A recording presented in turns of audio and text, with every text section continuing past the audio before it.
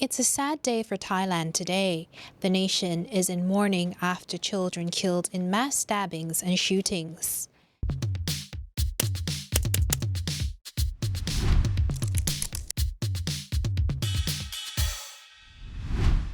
Thailand lowers flags to half-mast to mourn daycare center massacre victims.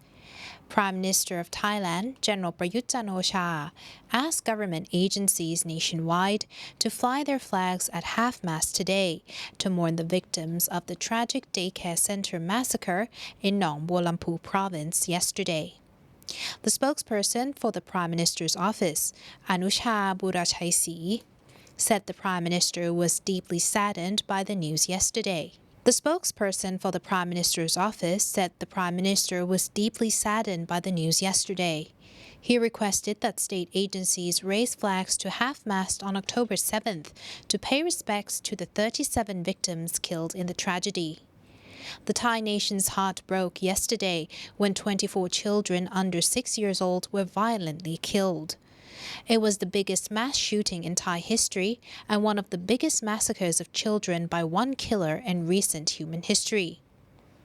His Majesty King Mahawatilalongkorn, Her Majesty Queen Suthida, and Prime Minister General Prayut are on their way to Nong Bualampu province to visit the injured and offer their support to the families of those who lost their lives.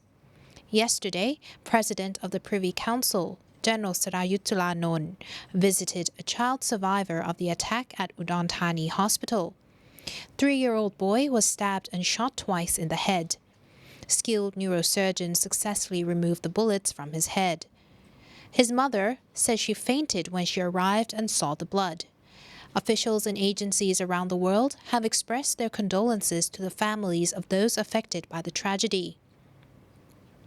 The gunman killed 37 people, including his wife and 3-year-old son, before committing suicide. The police have asked the public not to share graphic photos of the victims, which are circulating online out of respect for their families. Meanwhile, people around the world are mourning with Thailand. U.S. National Secretary Advisor Jake Sullivan released a statement on the attack. The statement reads, "The images are heartbreaking, and our deepest condolences go out to the families who lost loved ones. We condemn this act of violence and stand ready to assist our long-standing ally, Thailand, in whatever they need." UNICEF has released a statement defending the right of children to learn in a safe place. No child should be a target or witness of violence anywhere, anytime. Early childhood development centers, schools, and all learning spaces must be safe havens for young children to learn, play, and grow during their most critical years. UK Prime Minister Liz Truss has tweeted her solidarity with Thailand. She tweeted, "I am shocked to hear of the horrific events in Thailand this morning. My thoughts are with all those affected and the first responders. The UK stands with the Thai people at this terrible time." Meanwhile, Google's homepage has posted an image of a black ribbon to mourn the victims. It comes as a great shock that no drugs were detected in the body of the ruthless killer who massacred 37 people, including 24 children under 6 years old, yesterday at the daycare center in Nong Bualampu province in northeast Thailand. The former policeman was dismissed from the force for failing a drug test. He appeared in court yesterday morning on a drug charge and was due to attend court again today. Given the perpetrator's history of drug abuse and strong links between meth and violent crimes in Thailand, police assumed that only someone experiencing a meth-induced psychotic episode would be capable of committing acts of such extreme horror.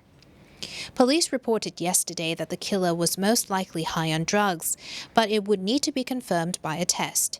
Even Deputy Prime Minister Prawit Wongsuwan, when asked how he would prevent similar scenarios in the future, he replied, "What can I do about it? He is a drug addict." However, local news agencies reported that no drugs were detected in the deceased body of 34-year-old Panya Kamrab, who committed suicide after shooting dead his final victims, his wife and 3-year-old son. The killer's motives may always be unknown. However, Solely blaming meth for the massacre may not be a sufficient explanation since he was not on drugs yesterday. 3 children survived daycare center massacre in northeast Thailand.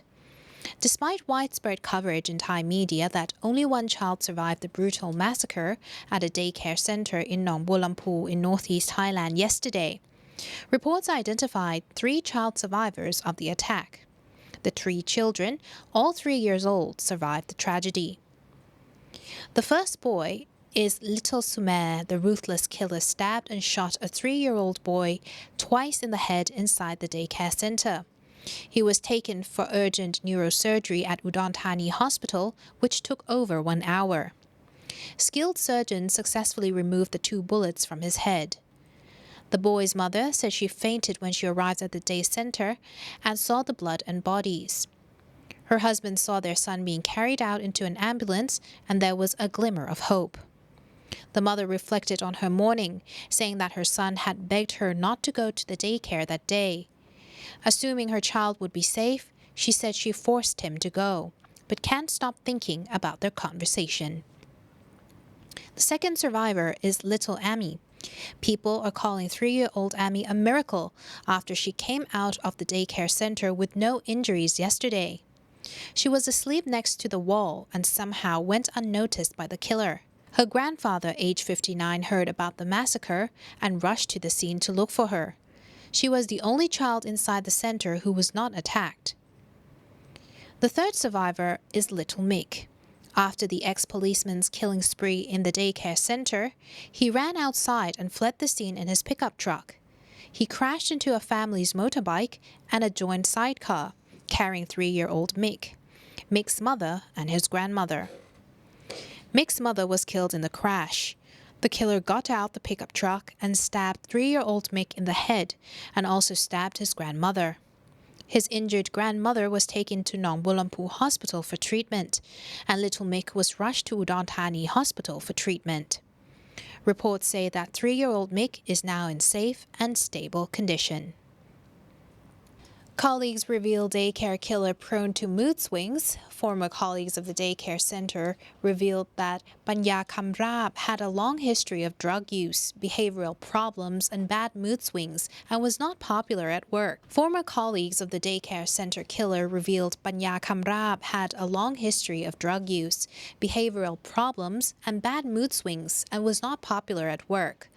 The 34-year-old disgraced cop, reportedly armed with a shotgun, pistol, and meat cleaver, murdered 37 people, including 24 children, butchered while they slept at the nursery in Nong Bulampu, along with an 8 months pregnant woman. Only 1 child survived. Panya was dismissed from the Thai police force in January last year for failing a drug test. He had served as a police officer for 10 years.